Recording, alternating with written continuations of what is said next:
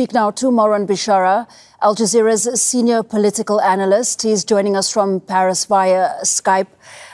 Marwan, Prime Minister Netanyahu, he met with Biden a bit earlier, and now this is his second meeting of the day. And we've seen Biden in the past be, to some extent, frustrated with Netanyahu and a lack of agreement.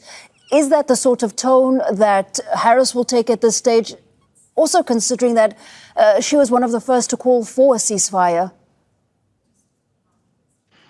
Yes, we don't expect Harris to stray far from the position and the policy of the Biden administration at this point in time.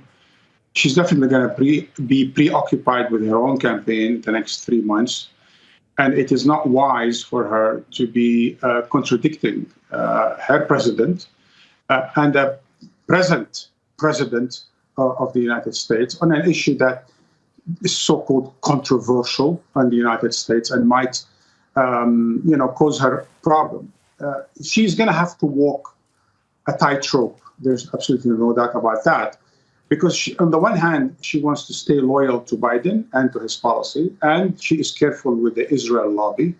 On the other hand, she has shown intention leaning towards sort of bridging to the progressive arm of the Democratic Party. I think that is important. That's why it's a tightrope.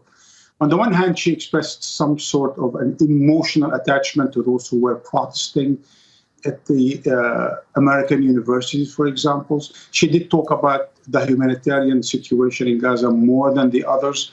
She apparently, according to one report in the New York Times, appealed to the White House to talk more, emphasize more Palestinian suffering and so on and so forth. So apparently there is a bit of a nuance.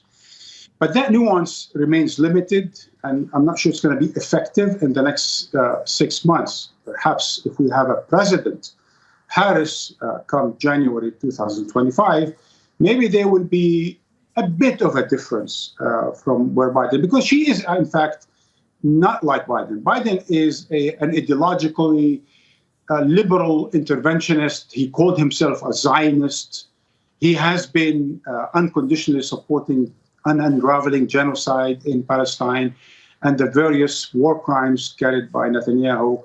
He expressed frustration with Netanyahu, but never really acted on it.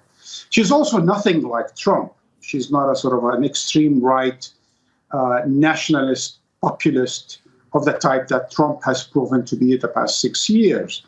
So she's of a different type. And hopefully her sensibilities also as a woman, I should add, as someone who supports unions, social justice, and various other equality issues in the United States, would extend to foreign policy as well.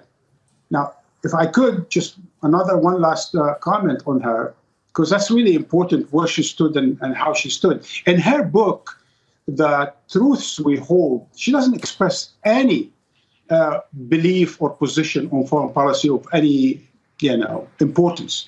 When she became senator, however, she did play, the Israel lobby playbook. She did parrot the Israel lobby line. She even undermined President Obama on the question of the illegality of the Israeli settlements. So she's proved to be pragmatic, and she kind of goes with the wind, and it depends on how much pressure from the Israel lobby.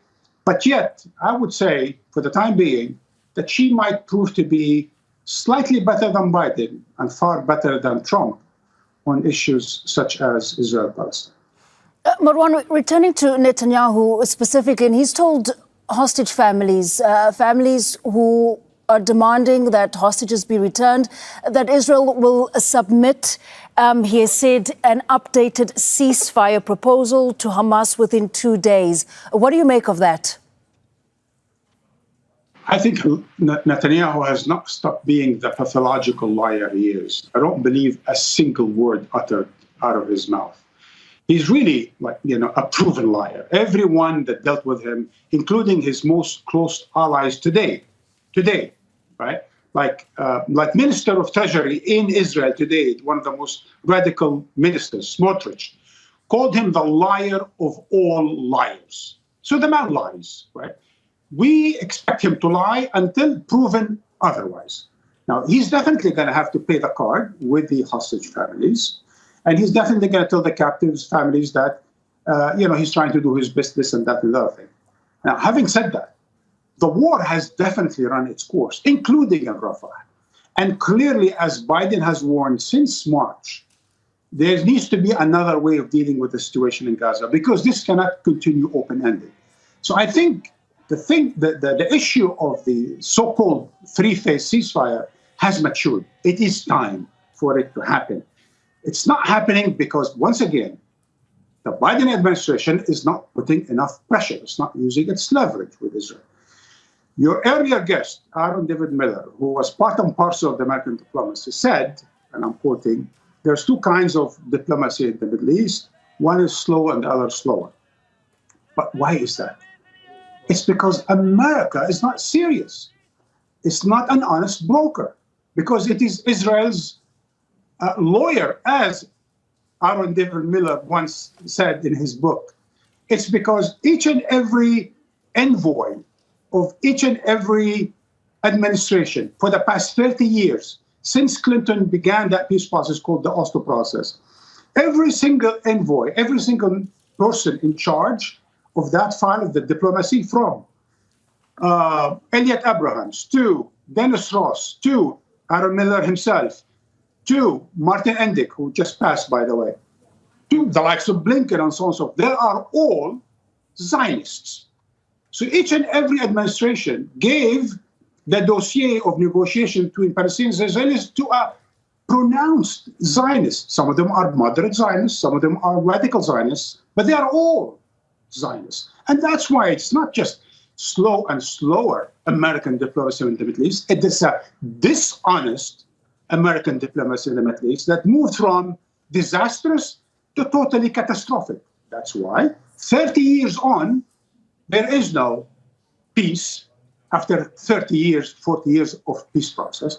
And that's why I don't believe the Biden administration when they say they believe in a two-state solution. Because after 10 months of genocide, after 10 months of the total destruction, they cannot even get Israel to agree to a 5-week ceasefire. How the hell are they going to get Israel to agree to a two-state solution? Marwan, thanks very much for your time and putting forward that very important question and the realities around that. Make sure to subscribe to our channel to get the latest news from Al Jazeera.